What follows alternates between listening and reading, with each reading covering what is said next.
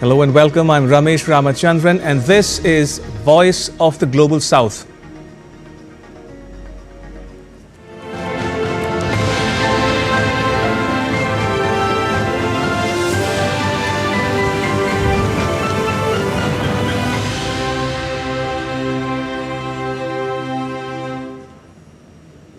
All right then, let's get started.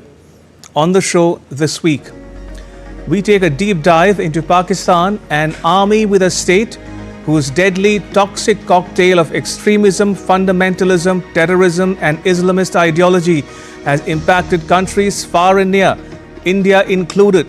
On 22nd April, a group of terrorists with links to Pakistan massacre Hindus in the name of religion. We give you a blow-by-blow account of the Pahalgam terrorist attack.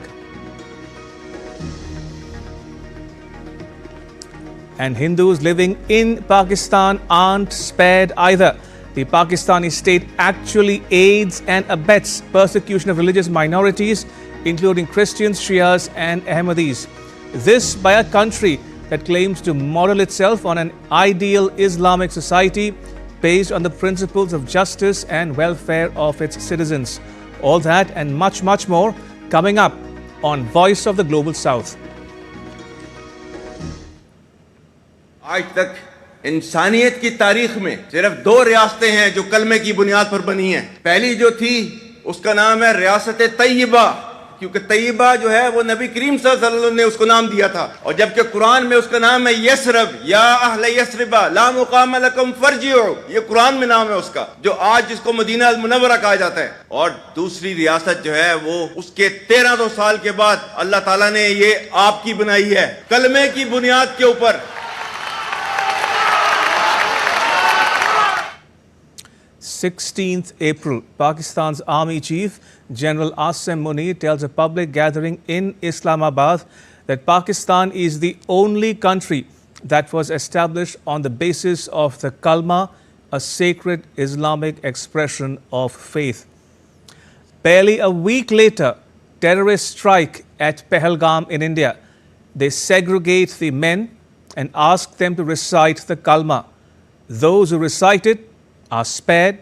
Those who cannot are gunned down in point-blank range. By the end of the carnage, 26 men are dead. All but 3 of them are Hindus, all killed in cold blood. 10-year-old Naksh Kalathia, who sees his father being shot, survives to tell the story. हम कश्मीर में पहलगाम में गए थे। हमने पहलगाम में 5 point देखे थे, उसमें जो मिनी स्विट्जरलैंड है सबसे टॉप वाला था, उधर हम गए थे। तभी गन फायरिंग की आवाज़ आई थी, हमें लगा कुछ हुआ था। हमने पूछा भी वो रेस्टोरेंट वाले से कि क्या हुआ, उन्हें भी कुछ नहीं पता था। तो जब वो आतंकवादी ज़्यादा गोली मारी हैं तब सबको पता चला कि टेररिस्ट घुसा है, तो हम छुप गए। उन लोगों ने ढूंढ लिया, हमको तो वो 2 दिखे थे, और एक ने आके बोला मुसलमान अलग हो जाओ और हिंदू अलग हो जाओ, जेंट्स खाली, और बाद में हिंदू के सारे जेंट्स को गोली से मार दिया। Innocent blood is spilled on the pristine meadows of Baisaran in Pahalgam. The killings are being described as the deadliest terrorist act in Jammu and Kashmir since the 2019 Pulwama attack, a terror attack so brutal and so calculated that it leaves India and the world shocked and grieving. Protests against the attack are intensifying in India, and understandably so. They are venting their anger by burning effigies of Pakistan. One provocative poster reads, "Pigs and Pakistanis not allowed." The poster shows Pakistan's Army Chief General Asim Munir with the face of a pig. Here's a blow-by-blow account of what happened, how and why.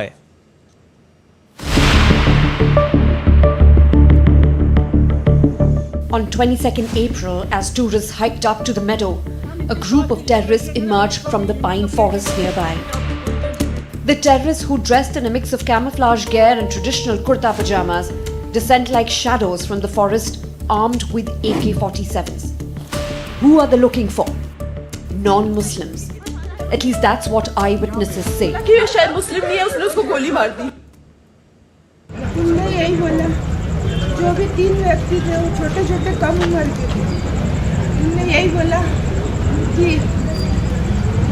मेरे mister के पास बंदूक लगा के बोला कलमा पढ़ो। मेरे mister ने बोला मैं तो क्रिश्चियन हूँ, मैं ईसाई हूँ, मेरे को कलमा जो भी है वो नहीं पढ़ना आता। और बस इतना बोला मेरे पति ने, उनको ऐसे धक्का दिया और बंदूक मार के बिल्कुल सीने पे। पर थी क्या बोलते भेलपुरी खाने से मेरा पति साइड में था, एक इंसान आया, उसने उसको गोली मार दी। यहाँ पे उसने बोला कि ये शायद मुस्लिम नहीं है, उसने उसको गोली मार दी। Some locals managed to record the massacre. 26 lives are lost in a matter of minutes. Many are injured, including a 7-year-old girl, the youngest.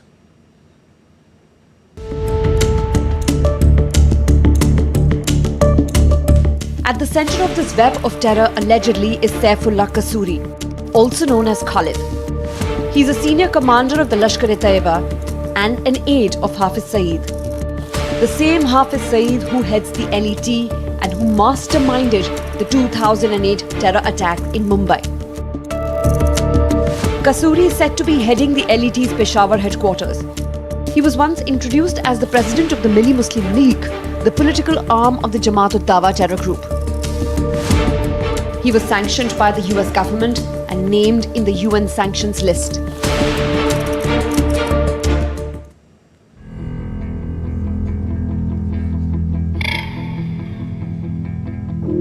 The group that claims responsibility for the Pahalgam attack is the Resistance Front, or the TRF, an offshoot of the LET. It was created after India revoked the special status or autonomy granted under Article 370 of the country's constitution to Jammu and Kashmir in 2019. The TRF was allegedly created to give their acts of terror a secular, local face. But make no mistake, it is backed by Pakistan, funded by Pakistan, and rebranded by Pakistan. The same group had attacked labourers in Gandarbal some time ago who came from other parts of India looking for work in Jammu and Kashmir.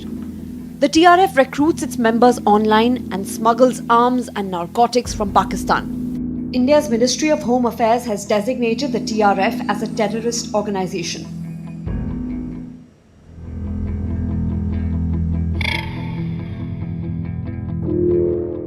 Indian security agencies released sketches of 3 terrorists. Asif Fauji, possibly ex-Pakistan army, who is believed to have led the attack along with Suleiman Shah and Abu Talha.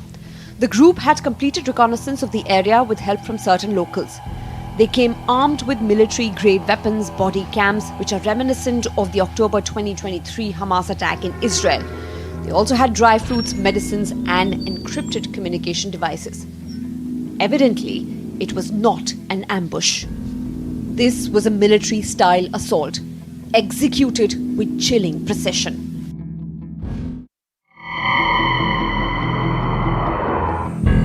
But perhaps the most sinister aspect of the attack is its timing. It was executed when US Vice President J.D. Vance was visiting India, Prime Minister Narendra Modi was visiting Saudi Arabia, and Finance Minister Nirmala Sitharaman was addressing investors in the United States. Coincidence or a calculated message from the terrorist handlers in Pakistan? Surely it was not about tourists. It was about Hindus, optics and timing, and a desperate attempt to hurt India's imminent rise.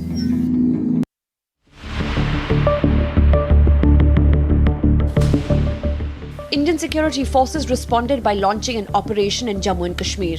Helicopters, drones and special ops units sweep the area. Indian intelligence agencies track the digital footprint of the terrorist to safe houses in Pakistan. The hunt for Saifullah Kasuri, who prosecuted the Pahalgam attack, is now international.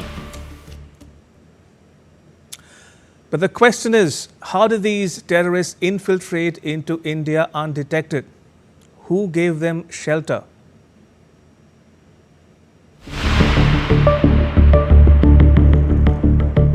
The massacre comes just 5 years after the 2019 Pulwama attack that claimed 40 lives. That attack had led to the Balakot airstrikes and eventually the abrogation of Article 370. Since then, incidents of terror attacks had diminished, and yet here we are again. The same hatred, the same evil design, the same bloodshed, the same mastermind, and the same group, but under a different name. This story is far from over because the truth must be pursued and justice delivered as Pahalgam bleeds, Kashmir cries, and India rages.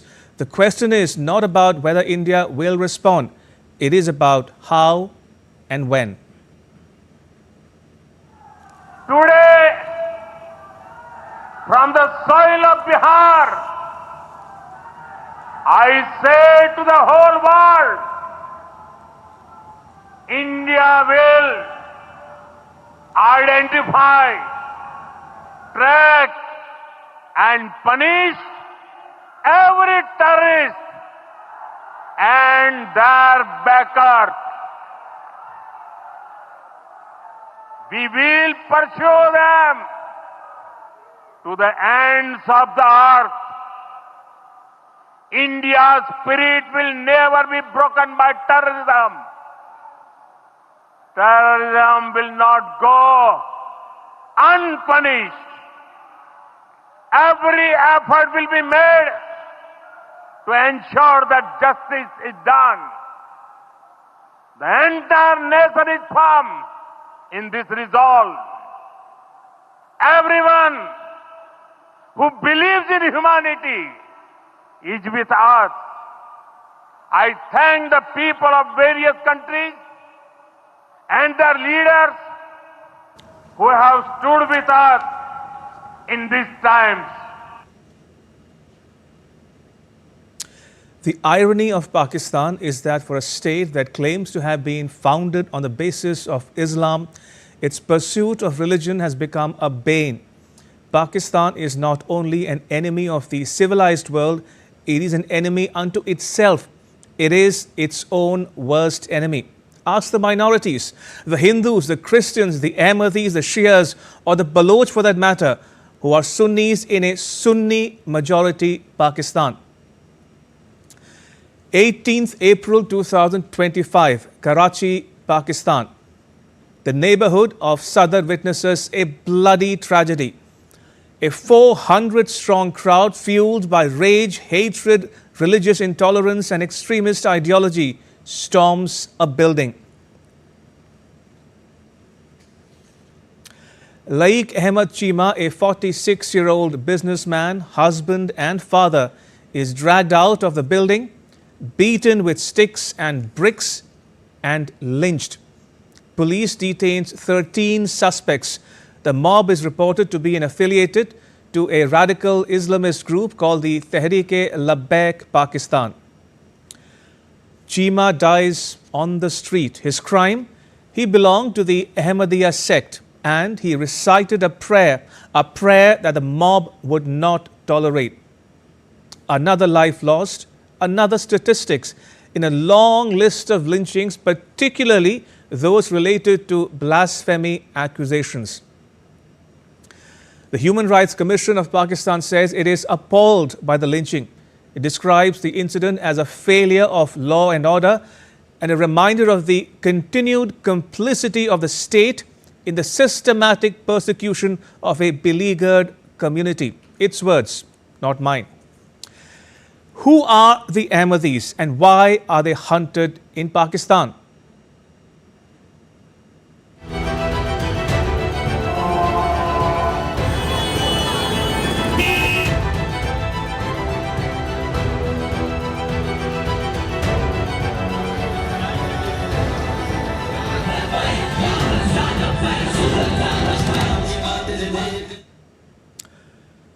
The Ahmadiyya is an Islamic movement founded by Mirza Ghulam Ahmad in the year 1889. It originated in the Punjab province of British India. While the Ahmadis consider themselves to be Muslims, mainstream Islamic groups generally do not. In 1974, Pakistan's constitution declares the Ahmadis as non-Muslim, and by 1984 an ordinance was adopted criminalizing their very identity. The Ahmadis are barred from practicing aspects of their faith under Pakistan's strict blasphemy laws. What sets them apart from other Islamic sects is that they revere Mirza Ghulam Ahmad as a non-law-bearing prophet. In Islamic belief, non-law-bearing prophets are individuals who are messengers of God but do not bring a new law or revelation, and therefore they are branded as heretics. Now, the 500,000 strong Ahmadiyya community in Pakistan is a religious minority. It believes in a peaceful interpretation of Islam. Now, but in a Sunni-dominated Pakistan, the Ahmadis are pejoratively called Qadiani. The word Qadiani is derived from Qadian, a town located in India, which was the birthplace of Mirza Ghulam Ahmad.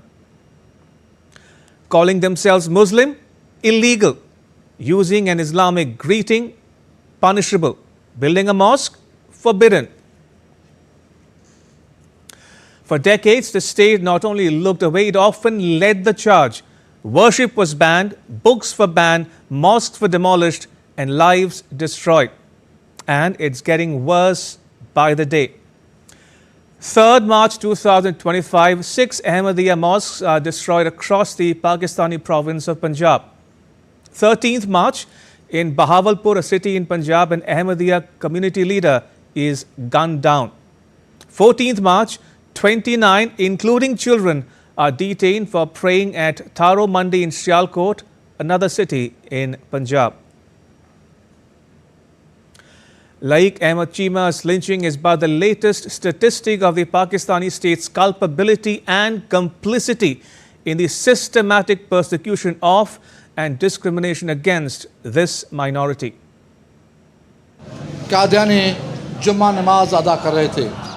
Qadianis were celebrating Friday prayers, and our people gathered here because Qadianis cannot celebrate Friday prayers under section 298 and 295. They are declared heretics. 298C B के तहत जो है 295 के तहत पर जो है उसको काफिर करार डिक्लेयर हैं. Pakistan accuses the Ahmadis of blasphemy, just as it did with Asia Bibi in 2010. The Asia Bibi blasphemy case highlights the inadequacies, deficiencies and inequities of the Pakistani state. The case stems from an argument Asia Bibi had with a group of women in June 2009. The women say that because Asia Bibi, a Christian, had used a cup, they could no longer touch it, as a faith makes it unclean. Prosecutors allege that in the row that followed, the women said that Asia Bibi allegedly made offensive comments about Prophet Muhammad. After spending more than 8 years on death row, Asia Bibi moves to Canada in 2019, but only after she is acquitted by Pakistan's top court. Blasphemy is defined as an act of writing or speaking about God in a way that shows lack of respect.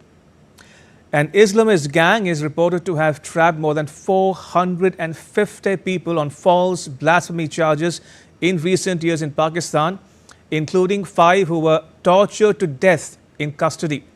It's become a business of sorts for some in Pakistan. They call themselves the Blasphemy Business Group. The modus operandi is for hackers to post online content blaspheming Islam in the name of persons who do not even know what is going on. Then they report their victims to the police, who arrest them based on fabricated blasphemy charges. At this stage, the hackers offer to retract the allegations if the victim pays a significant sum of money to them. If a victim does not pay up, the case drags on, eventually leading to possible death penalty under Pakistani law. Interestingly, this group is linked to the Tehreek-e-Labbaik, Pakistan. Some time ago, the call to prayer was given here regularly, but the people here protested a long time ago and got that call to prayer stopped. Then we filed a lawsuit that these domes and minarets, etc. resemble mosque and should be removed. The case is still ongoing, but the angry Muslims here took the initiative and demolished the dome and minarets on their own. Hindus have met a similar fate in Pakistan. There have been reports of atrocities against the Hindus, who are in a majority in neighboring India, with which Pakistan has fought 4 wars and lost all 4 of them. Intimidation, abduction, persecution, forced conversion and forced marriage have been reported from time to time. That's not all. Pakistan doesn't spare its Shia minority either. In Pakistan, Shia Muslims make up 10 to 15% of the total population. This translates to a Shia population of around 20 to 50 million out of Pakistan's total population of 210 million. The Shia genocide, which has unfolded over decades, is an open secret. The Shikarpur mosque bombing, the Parchinar bombing, the Imam Barga suicide bomb attack in Peshawar, the attack in Mustang and the Khairpur Imam Barga attack are fresh in the minds of people. The South Asia Terrorism Portal says sectarian violence in Pakistan has killed 4,000 Shia Muslims between 2001 and 2018. What's more, the Sunni majority Pakistan persecutes the Baloch, who are Sunnis themselves. The killing of Laik Ahmad Chima is a stark reminder of the plight of the Ahmadiyya community in Pakistan. Will his killers be brought to justice? If history is anything to go by, probably not. Because the system is stacked against religious minorities in Pakistan, be it the Ahmadis or the Shias. It is as if this so-called system punishes them for their identity and rewards hatred. Amnesty International is urging Pakistani authorities to end the attacks on Ahmadis. Clearly, without legal and societal reforms, the cycle of persecution and violence is likely to persist. Laik Ahmad Chima is no more. Will his death bring about change, or will his lynching be consigned to the dustbin of statistics? And who will be next to meet the same fate as him? Only time will tell. And with that, it's a wrap. Thanks for watching. Bye-bye.